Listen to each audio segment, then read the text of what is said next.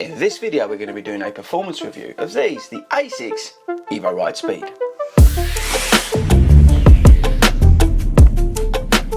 What is up everybody and welcome to ASICS HQ here at 40 Runs. This is ASICS Towers. This video, no, it's not sponsored by ASICS, it's not. But I wanted to come back and report back on the very dirty ASICS Magic Speed Evoride Speed.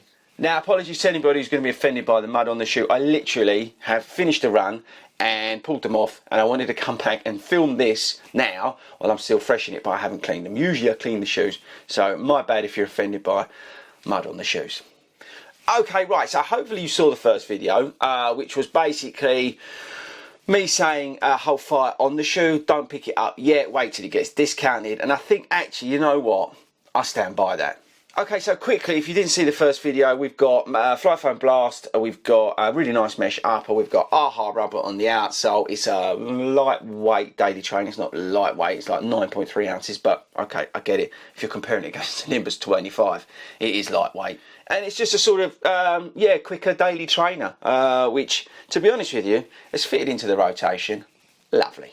So this is a shoe that has worked sort of club nights for me when I'm sort of coaching, running, that kind of stuff. Trotting down to do a coach session, then doing the session if I'm taking part myself because one of the other coaches are doing. It's that kind of shoe, and that's where it sort of worked out for me in the rotation. I've also been using it to grab a few miles up in London if I'm doing a lunch run and I'm not testing something else and I want to poodle along while I'm up there. And it's even made an appearance at some park runs. So that's the shoe. And where it's sort of slotted into my rotation. £125, I think, you know, it's not over the top in terms of price, but I still stick to what I said. We know that the Evoride lineup gets heavily discounted, and I still stick to it. I think you just got to wait, because when it does get heavily discounted down, it's probably worth picking up.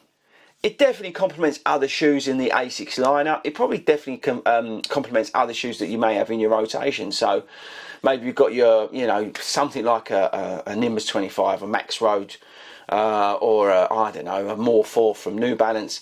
And then you've got maybe your faster stuff, your faster shoe for race day tempo work. I don't know, let's say for argument's sake, a Saucony Pro 3. It is nice if you can afford it to have a shoe that sort of sits in the middle that can do some of that quicker work but can also do some of the daily work. Maybe you do go along to a club session and you want something that, you know, you can turn up the heat a little bit but also back off. And at £125, right, let's say it's not discounted, I still think it's a not over the top price wise shoe to slot into your rotation. I do like the rocker feel of the shoe. I like the Fly Foam Blast of the shoe. It's not overly soft. The shoe with the guide sole technology doesn't feel unstable. The upper is breathable. I get a nice lockdown from it. It fits really nice. It fits true to size, which is great. And I have to say, ASICS really doing a good job on their shoes in terms of their fitting at the moment. I never have a problem with ASICS in terms of a shoe that I get that seems to be, you know, too big or too small. I have to give them kudos. I think I did give them kudos in the first video, but I'll give them kudos again. I think the build quality is very good on their shoes of late. If you compare them to some of the other sort of cheaper shoes out there from Nike, New Balance, this shoe is very good. And I appreciate that the sort of build quality is up there. You get a feeling that the shoe's going to last. So let's say you do pay £125, you're going to hopefully get loads of miles out of it. So look, we don't need to make this video any longer than it needs to be. We don't need to be collecting ad money on this video, although that's quite nice if we can get it. But to conclude, I think the Evoride Speed is a shoe that came out of nowhere. We wasn't kind of expecting it. I don't even know why they didn't make a big deal out of it, because you know what? It's a very competent up-tempo daily trainer.